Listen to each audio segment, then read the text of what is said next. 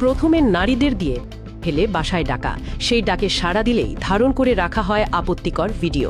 যশোরের নারীদের ব্যবহার করে ফেলে এমন কপটতা ও অর্থ আদায়ের অভিযোগে নারীসহ ৩ জনকে আটক করেছে পুলিশ। প্রযুক্তির এই যুগে সামাজিক যোগাযোগ মাধ্যমকে ঢাল হিসেবে ব্যবহার করে কিভাবে সাধারণ মানুষকে আটক করা হচ্ছে, যশোরের এই ঘটনা তার এক জীবন্ত উদাহরণ। আমাকে বলছিল যে তুই যদি এই টাকা না দিস আমি তোকে সাথে নিয়ে ভিডিও করে ফেসবুকে সোশ্যাল মিডিয়া ছেড়ে দিই। আমি বলি ভাই আপনি আমার ধর্মের ভাই, আপনি তো গাড়ি ঘাড়ে নাই, আমার এই ছাড়া আর কিছু নেই, আমার টাকা আনতে পারবো না।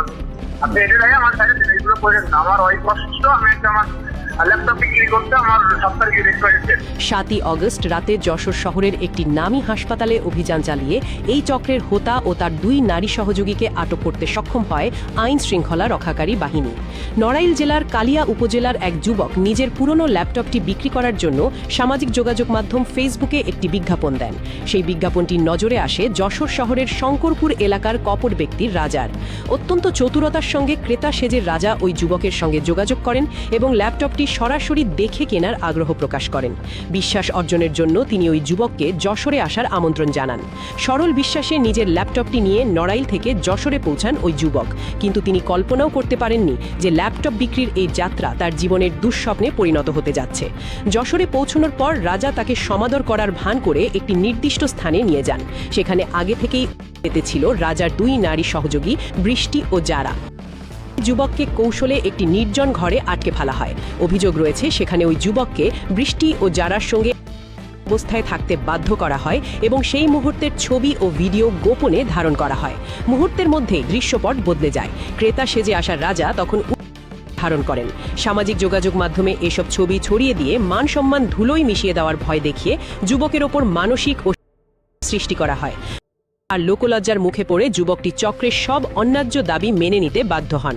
অভিযোগ উঠেছে তার কাছে থাকা ব্যবহৃত মোটরসাইকেল এবং বিক্রির জন্য আনা ল্যাপটপটি কেড়ে নেয় চক্রটি। এখানে শেষ নয়, তার পরিবারের সদস্যদের কাছে ফোন করে বড় অঙ্কের পণ দাবি করা হয় এবং বিভিন্নভাবে অর্থ আদায় করা হয়। সবকিছু হাতিয়ে নেওয়ার পর এক পর্যায়ে ওই যুবক দেখিয়ে ছেড়ে দেয় তারা।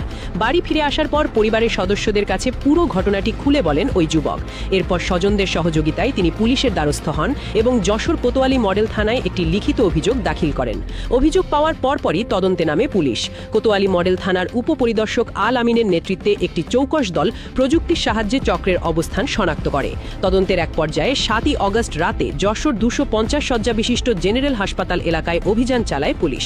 সেখান থেকে প্রথমে চক্রের মূল হোতা রাজা কে আটক করা হয়। পরে তার দেওয়া তথ্যের ভিত্তিতে একই স্থান থেকে ২ নারী সহযোগী বৃষ্টি ও যারাকে গ্রেফতার করে পুলিশ। আটকের পর প্রাথমিক জিজ্ঞাসাবাদে তারা এই ধরনের জড়িত থাকার কথা স্বীকার করেছে বলে পুলিশ সূত্রে জানা গেছে।